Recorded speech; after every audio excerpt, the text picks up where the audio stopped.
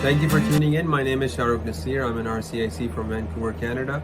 آج کی ویڈیو جو ہے وہ ان لوگوں کے لیے جو اکثر مجھ سے سوال پوچھتے ہیں کہ ہم اسٹڈی پرمٹ پہ آ کے کیا پرماننٹ ریزیڈنسی لے سکتے ہیں کہ نہیں. تو بڑا اچھا سوال ہے. یہ اکثر لوگ یہاں کینیڈا میں آئے ہوئے ہیں اسٹڈی پرمٹ پہ، اور اس کے بعد ان کا مقصد ہوتا ہے کہ وہ پوسٹ گریجویٹ ورک پرمٹ کے ذریعے کچھ عرصے کام کریں اور پھر پرماننٹ ریزیڈنسی کے لیے اپلائی کریں. تو اس پاتھ وے کے حوالے سے آپ لوگوں کو یہ سمجھنا ضروری ہے کہ سب سے پہلے تو ظاہری بات ہے آپ کا اسٹڈی پرمٹ اپروو ہونا چاہیے. اس کو اپروو کرانے کے لیے آپ کو ایک لیٹر آف ایکسیپٹنس چاہیے ہوتا ہے کسی ایجوکیشنل انسٹیٹیوشن سے کینیڈا میں، اور وہ ایجوکیشن ریلیٹڈ ہو آپ کے جو آکیوپیشن ہے اس سے. میں تو یہی ریکمینڈ کروں گا اسپیشلی جو لوگ میچیور اسٹوڈنٹس ہیں، 30 35 40 سال کے ہو گئے ہیں. کوئی ایج کی کوئی لمٹ نہیں ہے. اکثر لوگ مجھ سے پوچھتے ہیں کہ جی ہم 40 کے ہو گئے ہیں، کیا ہم مزید ایجوکیشن اب لے سکتے ہیں؟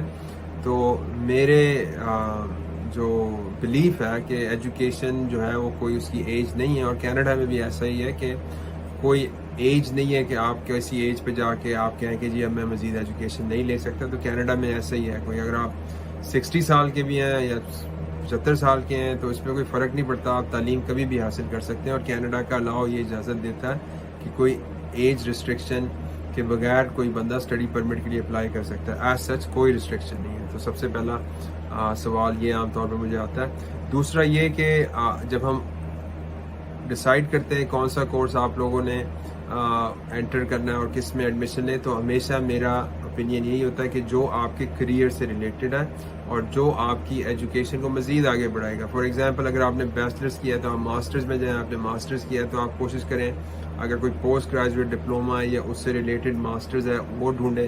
اگر آپ نے بہت زیادہ ایجوکیشن لے سکتے ہیں تو پی ایچ ڈی، میرے پاس کلائنٹس ہیں جو ماشاءاللہ پی ایچ ڈی کی جو ہے وہ لیٹر آف ایکسیپٹنس لے کے کینیڈا میں آئے ہیں. اور ظاہری بات ہے جیسے جیسے آپ کی تعلیم اور آپ کا جو ایڈمیشن ہے اس کا جو معیار ہے یا جو کوالٹی ہے اس کی کہ کون سا پروگرام ہے اس میں آپ اپلائی کر رہے ہیں، جیسے جیسا وہ بہتر ہوتا جاتا ہے اس طرح آپ کے چانسز بھی بڑھتے رہتے ہیں. مطلب اگر کوئی پی ایچ ڈی کے لیے اپلائی کرتا ہے اور اسے ایڈمیشن مل جاتا ہے تو اس کے ریفیوزل چانسز بہت کم ہوتے ہیں. میں نے تو نہیں دیکھا کہ آج تک کوئی پی ایچ ڈی کا ورک پرمٹ ریفیوز ہوا ہو اور اسٹڈی پرمٹ ریفیوز ہوا ہو. ماسٹرز کے بھی اچھے چانسز ہوتے ہیں.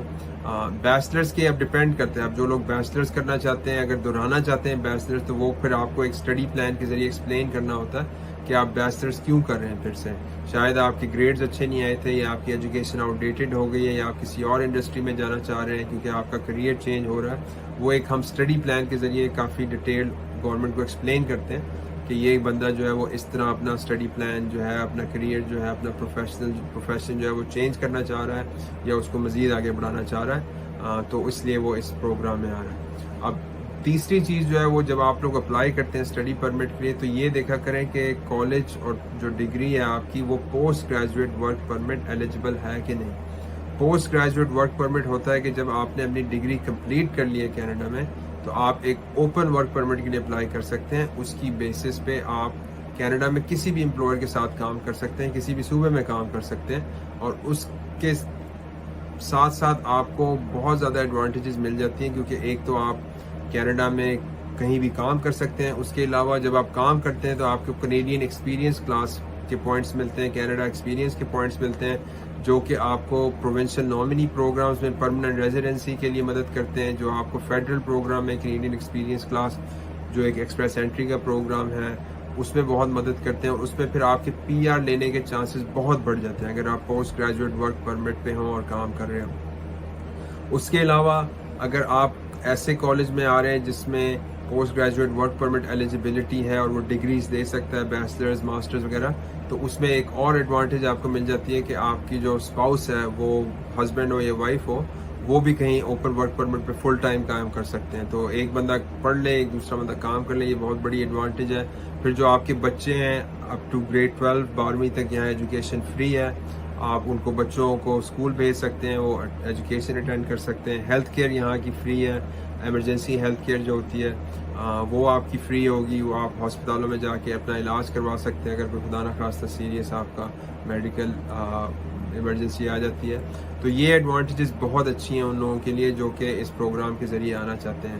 اب ظاہری بات ہے اس پروگرام میں کوالیفائی کرنے کے لیے آپ کے پاس اچھے خاصے سبسٹینشیل فائنینشیل ایسٹس ہونے چاہیے آپ کے, تاکہ آپ ٹیوشن اپنی افورڈ کر سکیں. اگر $40,000 ٹیوشن کی فیس ہے 2 سالوں 3 سالوں کے لیے, تو آپ کے پاس $60,000-70,000 ہونا چاہیے, تاکہ ہم گورنمنٹ کو یہ دکھا سکیں کہ یہ بندہ ایجوکیشن لینے کے ساتھ ساتھ اپنے آپ کو سپورٹ بھی کر سکتا ہے, اور اگر خدا نخواستہ کوئی ایمرجنسی آتی ہے تو اپنے آپ کو فائنینشلی جو ہے وہ یہاں مینٹین رکھ سکتا ہے کینیڈا میں. اس کے علاوہ جو ہے وہ اکثر مجھے سوال آتا ہے کہ جی ہم اگر اس پروگرام میں سوئچ کرنا چاہیں اس پروگرام کو کینیڈا میں آنے میں, تو وہ بھی آپ کر سکتے ہیں. اگر آپ کینیڈا میں آ جائیں اور آپ اس پروگرام کو کسی اور پروگرام میں تبدیل کرنا چاہتے ہیں, کالج یونیورسٹی چینج کرنا چاہتے ہیں, تو پہلے آپ لیٹر آف ایکسیپٹنس لیتے ہیں اس کالج یونیورسٹی سے, پھر آپ ایک پورٹل کے ذریعے چینج کر سکتے ہیں. Obviously you want to get advice on what you're changing and why you're changing so that there's no problems in the future with IRCC. تو یہ سب چیزیں ہو سکتی ہیں. مین آبجیکٹیو ہوتا ہے کہ سب سے پہلے آپ اپنے لیٹر آف ایکسیپٹنس لیں ایجوکیشن سے, ایجوکیشن انسٹیٹیوشن سے. میری ریکمنڈیشن یہی ہے کہ اس کریئر میں رہیں, اس انڈسٹری میں رہیں جس کا آپ کا ایکسپیرینس ہے, اور ایک لیول اوپر جانے کی کوشش کریں ایجوکیشن میں, تاکہ جب ہم اسٹڈی پلان بنائیں سبمٹ کریں اس میں آپ کے چانسز جو ہیں وہ اپروول کے زیادہ ہوں. کچھ مائنر سی چیزیں جو آپ لوگوں کو also I want you guys to also understand is that اس میں جب آپ اسٹڈی پرمٹ کے لیے اپلائی کرتے ہیں تو آپ کو یہ گورنمنٹ کا جو آفیسر ہوتا ہے IRCC کا آفیسر, اس کو یہ سمجھانا ضروری ہوتا ہے کہ میں اسٹڈی پرمٹ اپنا پورا کرنے کے بعد اپنے ملک واپس جانے کی انٹینشن رکھتی ہوں, اور میرے پاس ایبلٹی ہے جانے کی, اور میرے ٹائز ہیں اپنے ہوم کنٹریز میں. تو جب میں اسٹڈی پرمٹ کی اپلیکیشن کرتا ہوں تو میں ہمیشہ اپلیکنٹ کو یہ بات سمجھاتا ہوں کہ آپ کے ٹائز ہونے چاہیے ہوم کنٹری میں. آپ کی فیملی اگر فار ایگزامپل اگر ہسبینڈ آنا چاہتا ہے تو وہ پہلے سنگل آئے, پھر اس کے بعد اگر اس کے پلانس چینج ہوتے ہیں یا وہ آگے PR کے لیے اپلائی کرنا چاہتا ہے تو وہ پھر PR کے لیے اپلائی کر سکتا ہے, یا اور بچوں کو بھی وائف کو بھی لا سکتا ہے. پہلے سب سے پہلے اس کا اپروول ہونا چاہیے, اس کے بعد یہ ساری چیزیں دیکھنی چاہیے, کیونکہ گورنمنٹ آف کینیڈا اس معاملے میں بڑی اسٹرکٹ ہے کہ جو بندہ کینیڈا آتا ہے ورک پرمٹ پہ یا وزٹر ویزا پہ یا اسٹڈی پرمٹ پہ, اس کے پاس جینوئن ٹائز ہوں اپنی ہوم کنٹری میں یا اس کی کنٹری آف ریزیڈنس میں, تاکہ وہ اپنا یہ پیریڈ پورا کرنے کے بعد اپنے ملک واپس جائے اور کوئی جینوئن بیسس کے طور پہ جائے. اور ڈاکیومنٹس چاہیے ہوتے ہیں, ایویڈنس چاہیے ہوتا ہے, وربلی کہنا یا رائٹ ایک لیٹر میں لکھنا سفیشینٹ نہیں ہوتا. اور اس کے علاوہ کچھ چیزیں ایسی ہیں جس طرح مطلب کچھ ایگزامپلز آتی ہیں ہمارے پاس کہ جی لوگ مڈل ایسٹ میں ہوتے ہیں اور وہ اسٹڈی پرمٹ کے لیے اپلائی کرنا چاہتے ہیں, تو اگر آپ کی اسٹرانگ فائنینشیل ہسٹری ہے, آپ کی ٹریول ہسٹری بھی اچھی ہے, USA آپ گئے ہوئے ہیں, UK گئے ہوئے ہیں, تو اس میں آپ کے چانسز اچھے ہو سکتے ہیں. اگر آپ کہیں بھی نہیں گئے پہلے اور آپ جو ہے میریڈ بھی نہیں ہیں, فار ایگزامپل آپ سنگل ہیں اور آپ کام کر رہے ہیں, تو آپ کے چانسز بہت مشکل ہو سکتے ہیں اسٹڈی پرمٹ کے ذریعے. Anyways regardless of the case it is, each case is different, each case is assessed on its own merit. تو اگر آپ اسٹڈی پرمٹ کے ذریعے آنا چاہتے ہیں تو ضرور آپ اپلائی کر سکتے ہیں. ابھی کینیڈا کافی پروسیسنگ کر رہا ہے اسٹڈی پرمٹس کی, بہت زیادہ ان کا جو کووڈ کا بیک لاگ تھا اس کو انہوں نے کلیئر کر دیا ہے. میں دیکھ رہا ہوں کافی تیزی سے اب رسپانسز آ رہے ہیں, اور یہاں کافی آپشنز جو اوپن ہو رہے ہیں. کچھ میں دیکھ رہا ہوں اپروول ریٹنگز بھی تھوڑی بہتر ہو گئی ہیں, اور الحمدللہ کافی لوگوں کو اپروولز مل رہے ہیں اس پروگرام میں اسٹڈی پرمٹ کے ذریعے. تو ضرور آپ اپلائی کریں اس کے ذریعے. اور PR کا یہ بہت اچھا طریقہ ہے, جو لوگ آنا چاہتے ہیں کینیڈا میں اور آگے جا کے PR لینا چاہتے ہیں وہ اس کے ذریعے آ کے اسٹڈی کر سکتے ہیں. پھر اگر ان کو سوٹیبل لگتا ہے وہ پرماننٹ ریزیڈنسی کے لیے بھی آگے جا کے اپلائی کر سکتے ہیں. تو آپ لوگ اگر اس کے بارے میں مزید انفارمیشن چاہتے ہیں, ہم لوگوں کو پہلے اسیسمنٹ فارم فل کر کے دیں, اور اگر ہمیں نظر آتا ہے کہ کوئی آپ لوگوں کے چانسز بنتے ہیں تو پھر ہم آپ کو زوم کے ذریعے کنیکٹ کر کے آپ سے بات کریں گے اور آپ کو سمجھائیں گے کہ کیا طریقہ ہے. اگر آپ نے لیٹر ایکسیپٹنس لے لیا ہے اور آپ لے رہے ہیں ابھی اس پروسیس میں, تو کوشش کریں کہ وہ انسٹیٹیوشن جو ہے وہ post graduate work permit eligible ہو, تاکہ آگے جا کے آپ کو کسی طرح کی مشکلات کا سامنا نہ کرنا پڑے.